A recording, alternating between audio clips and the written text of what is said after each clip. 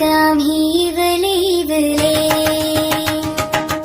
हट्ट आमचे पुरवाना, आई बाबा गुरुजी तुम्ही भविष्य आमचे घडवाना. सुप्रभात मुलांनो, आजचा दिवस तुमचाच आहे. निरागसतेचा, हास्याचा, स्वप्नांचा आणि भविष्याचा. 14 नोव्हेंबर देशातील सर्वच बालकांसाठी आनंदाचा, उमेदीचा आणि प्रेरणेचा दिवस. बालदिन. प्रथम आपणा सर्वांना बालदिनाच्या हार्दिक हार्दिक शुभेच्छा. लहान मुलं म्हणजे परमेश्वराचं सर्वात सुंदर रूप. त्यांचं हसणं म्हणजे फुलांची भाषा, त्यांची निरागसता म्हणजे देवत्वाची छटा, आणि त्यांचं स्वप्न म्हणजे उद्याच्या भारताचं स्वप्न.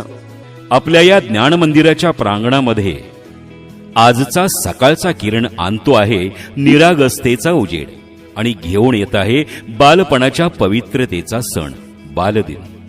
बालपण म्हणजे देवाने दिलेली सर्वात सुंदर भेट.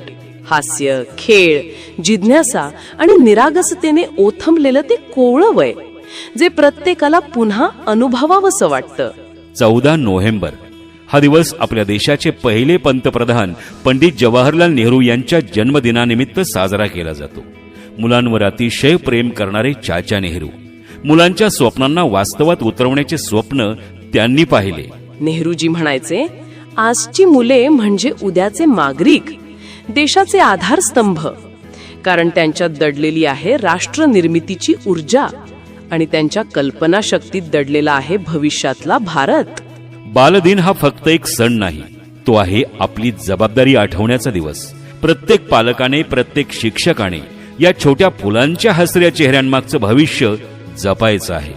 बालकांचे प्रत्येक इयत्तेतील पुढचं पाऊल म्हणजे तो असतो एक भारत भविष्याचा वेध.